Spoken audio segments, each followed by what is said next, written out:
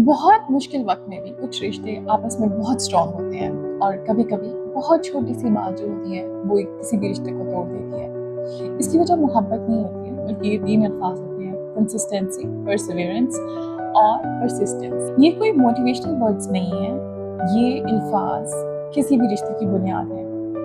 तो चले सबसे पहले कंसिस्टेंसी पे बात करते हैं। कंसिस्टेंसी का मतलब ये है शोइंग अप। आप अपने पार्टनर के लिए इमोशनली, मेंटली, फिजिकली अवेलेबल हो हमेशा।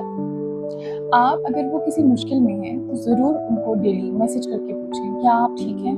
क्या आप इस सिचुएशन में से जिसमें से आप गुजर रहे हैं, क्या आप मैनेज कर पा रहे हैं? एटलीस्ट उनको ये एहसास होना चाहिए कि कहीं ना कहीं आप उनके लिए हैं। आप जब किसी के साथ कंसिस्टेंट रहते हैं तो एक ट्रस्ट बनता है उनके ऊपर आपका, और वो ट्रस्ट किसी भी प्यार की बुनियाद होता है।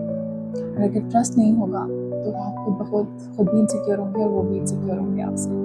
फिर आती है परसिवियरेंस।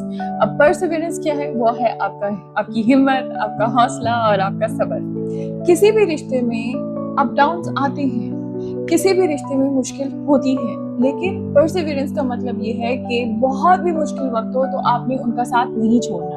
और अगर उनका मूड ऑफ है या वो आपको पूरा टाइम नहीं दे सकते, लेकिन आपको अंडरस्टैंड करना चाहिए विदाउट जजमेंट कि he or she is going through some time, तो ज़रूर उसमें उनके साथ खड़े रहें। और इसके लिए थोड़ा सा आपने अपने अंदर ठहराव लाना होता है, थोड़ा सा सब्र लाना होता है, ताकि आप उस रिश्ते को निभा सकें। परसिवियरेंस का मतलब है कि मुश्किल वक्त में एक दूसरे का साथ ना छोड़ें और हर प्रॉब्लम का एक टीम की तरह मिलकर मुकाबला करें।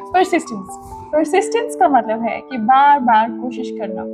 जरूरी नहीं है कि आप दूसरे से एक्सपेक्ट करें कि वही आपके लिए करें, आप अपनी तरफ से कितना देते हैं वो मैटर करता है। परसिस्टेंस का ये मतलब नहीं है कि आप किसी टॉक्सिक रिलेशनशिप को बर्दाश्त करें, बल्कि ये मतलब है कि बगैर जजमेंट के, अगर एफर्ट्स दोनों तरफ से बराबर हैं, तो आपको चाहिए कि बगैर जजमेंट के अपने पार्टनर के साथ की लव लैंग्वेज को अंडरस्टैंड करें, उनके तरीके को अंडरस्टैंड करें। कहीं माफ़ी मांगना पड़े तो मांग लें, कहीं बात करना पड़े तो खुद इनिशिएटिव लेना पड़े तो कर लें, लेकिन उस रिश्ते को निभाने की कोशिश करें। इसी तरह से रिश्ते निभाए जाते हैं। अगर आप चाहते हैं कि आपके रिश्ते बहुत ही स्ट्रॉन्ग, बेहतरीन हो और थ्राइव करें, ना कि सरवाइव करें तो उसके लिए आपको इन तीनों चीज़ों को अपनी लाइफ में डेली बेसिस पे रखना है।